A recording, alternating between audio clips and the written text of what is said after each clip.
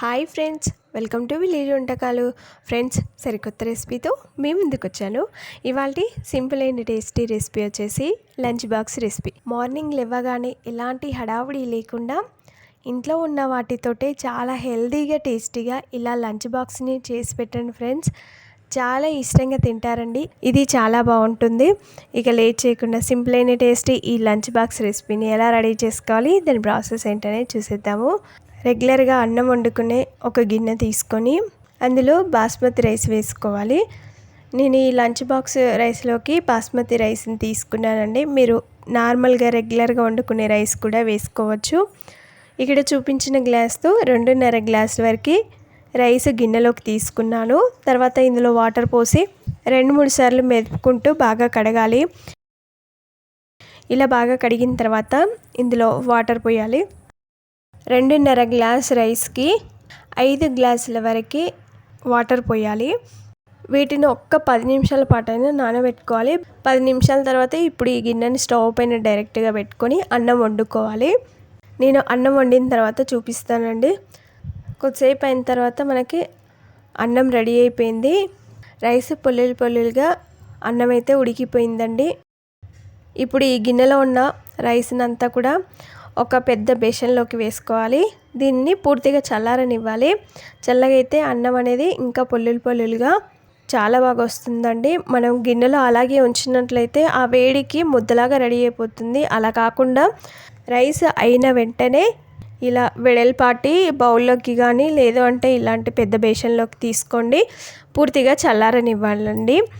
ఇది చల్లారే లోపల మనం రైస్లోకి పోపు రెడీ చేసుకోవాలి. స్టవ్ పైన ఒక ఫ్రై ప్యాన్ పెట్టుకొని అందులో 5 టీ స్పూన్ వరకు ఆయిల్ పోయాలి. ఆయిల్ వేడిన తర్వాత 2 అంగుళాల చెక్క, అలాగే ఒక 4-5 లవంగాలు, ఒక 2 యాలకులు, 4-5 మిరియాలు వేసుకోవాలి. అలాగే 1/2 టీ స్పూన్ వరకు సాజీర వేసుకోవాలి.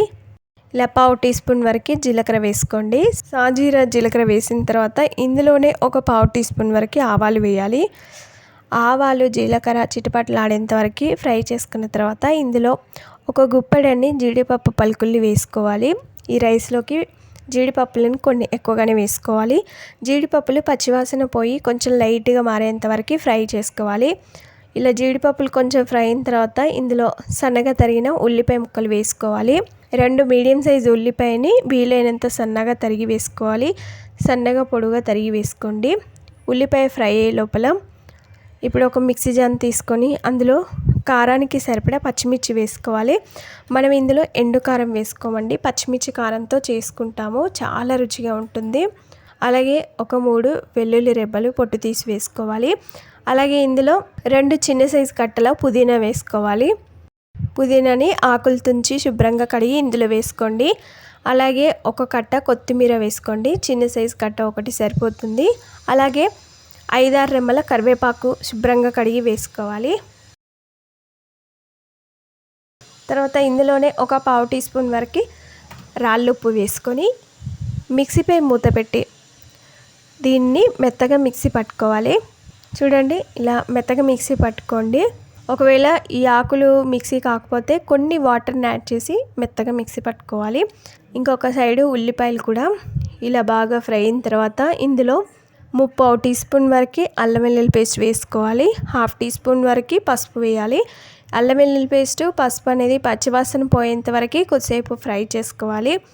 అది కొంచెం ఫ్రై అయిన తర్వాత ఇలా మిక్సీ పట్టుకున్న పచ్చిమిర్చి పుదీనా పేస్ట్ని వేసుకోవాలి.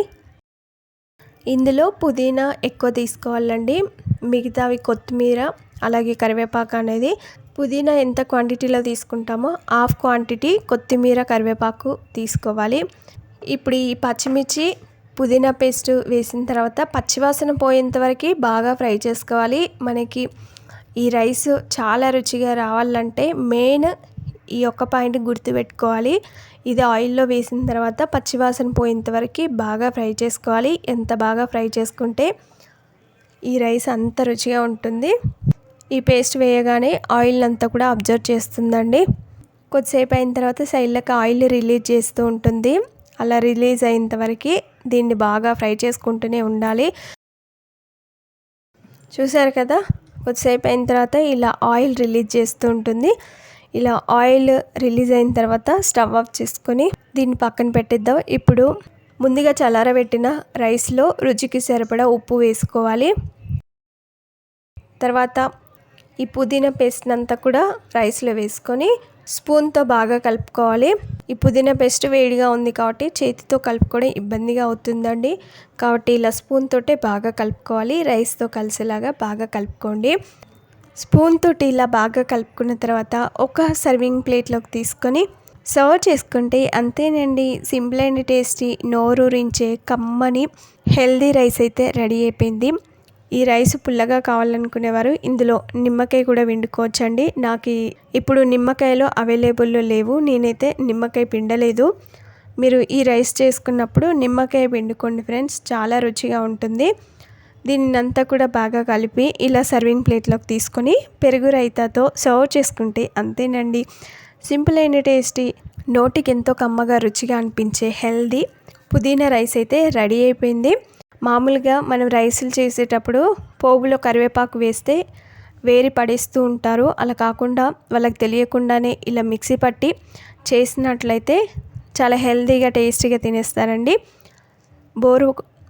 రెగ్యులర్గా రైస్ తిని బోర్ కొట్టినట్లయితే ఇలా అప్పుడప్పుడు ఇలాంటి రైసులు చేసి ఇచ్చినట్లయితే వాళ్ళకి చాలా హెల్త్ బెనిఫిట్స్ ఉంటాయి కాబట్టి హెల్త్కి చాలా మంచిది. మరి ఈ సింపుల్ అండ్ టేస్టీ పుదీనా రైస్ మీకు నచ్చిందా ఫ్రెండ్స్? ఈ రైస్ని తప్పక ట్రై చేస్తారు కదా. మరిన్ని ఇలాంటి ఎన్నో వెరైటీ రెసిపీస్ కోసం మా ఛానల్ని సబ్స్క్రైబ్ చేసుకోండి. మీకు ఈ వీడియో నచ్చినట్లయితే లైక్ చేయండి, ఫ్రెండ్స్కి కానీ రిలేటివ్స్ కానీ షేర్ చేయండి. మీరు తప్పక ట్రై చేయండి ఫ్రెండ్స్. మీకు ఈ రైస్ ఎలా వచ్చింది, టేస్ట్ ఎలా ఉందనేది కామెంట్ చేయండి. ఫస్ట్ టైం మా వీడియోని చూస్తున్నట్లయితే వెంటనే సబ్స్క్రైబ్ చేసుకోండి. పక్కనే ఉన్న బెల్ సింబల్ని క్లిక్ చేయడం ద్వారా మేము పెట్టే ప్రతి వీడియో నోటిఫికేషన్ మీ మొబైల్కి వచ్చేస్తుంది. Thanks for watching. Bye bye.